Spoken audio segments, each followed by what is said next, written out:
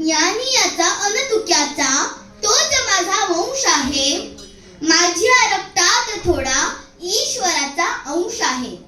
तेव्हा संत ज्ञानेश्वर, संत तुकाराम या संतांनी घालून दिलेल्या ज्ञानदानाच्या पवित्र कार्याचे पायीक असलेल्या सर्व गुरुजनांना आणि इथे उपस्थित असलेल्या सर्व मान्यवरांना आदर भावे नमन करून मी आरवी विजय सांगले माझ्या वक्तृत्वाला सुरुवात करते. आजचा विषय आहे वाचनाची जादू. तर मित्रांनो, वाचनाला आपल्या जीवनात असाधारण महत्व आहे. तन की शुद्धि स्नान से होती है, धन की शुद्धि दान से होती है. उसी तरह मन की शुद्धि प्रभावी अध्ययन से होती है. चांगल्या वाचनाने जीवनातील भयगंड, न्यूनगंड व अहंगंड नष्ट होतो आणि माणसाचं जीवन सुंदर बनतं. वाचनामुळे माझ्या आयुष्यात काय काय जादू झाली ते मी तुम्हाला सांगणार आहे. माझ्या वयानुसार सध्या तरी 2च प्रसंग मी अनुभवले आहेत. तर त्यातला पहिला प्रसंग म्हणजे 2रीत असताना मी एकदा आजारी पडले होते. मला ताप आला होता. आजारपणामुळे अंग दुखत होतं आणि कंटाळा पण आला होता. खेळायलाही बाहेर जाऊ शकत नव्हते. म्हणून मी माझ्या छोट्याशा लायब्ररीमधून माझ्या आईने भेट म्हणून दिलेली 2 पुस्तके बाहेर काढली. त्यातील सुभाषचंद्र वैष्णव यांनी लिहिलेल्या रामायणातील गोष्टी हे पुस्तक वाचायला मी सुरुवात केली.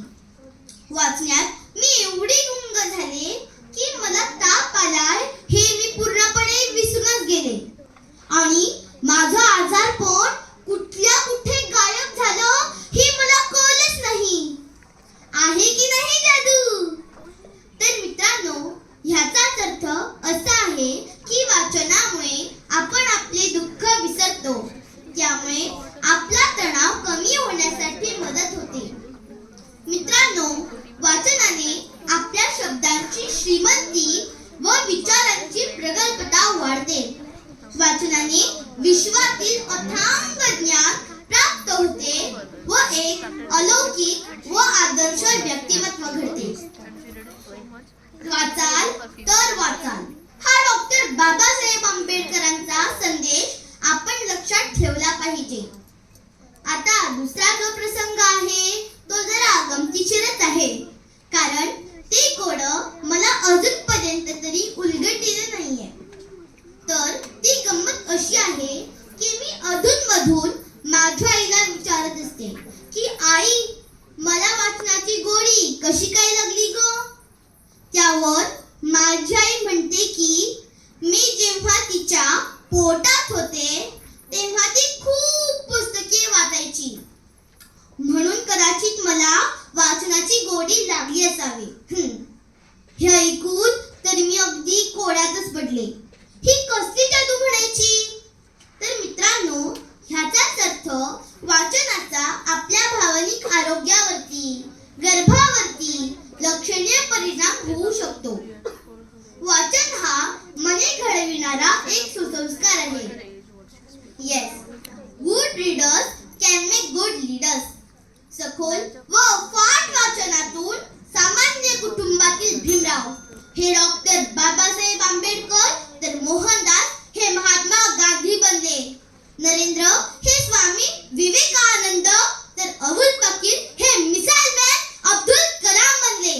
कारण एकच मित्रांनो, वाचन वाचन आणि वाचन.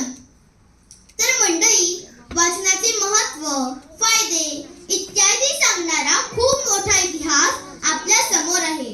पण ते सगळं या 4-5 मिनिटात सांगणे कठीण आहे. म्हणून आता थांबावं लागत आहे. पण जाता जाता एवढंच सांगेन मंडळी, वाचन आहे मनाचे अन्न, वाचन आहे मनाचे अन्न. वाचनाने होते मन प्रसन्न, वाचनाने होते मन प्रसन्न. नियमित वाचनाची कास धरू, जीवनात अनुभवू वाचनाची जादू, जीवनात अनुभवू वाचनाची जादू, वाचनाची जादू, वाचनाची जादू. धन्यवाद.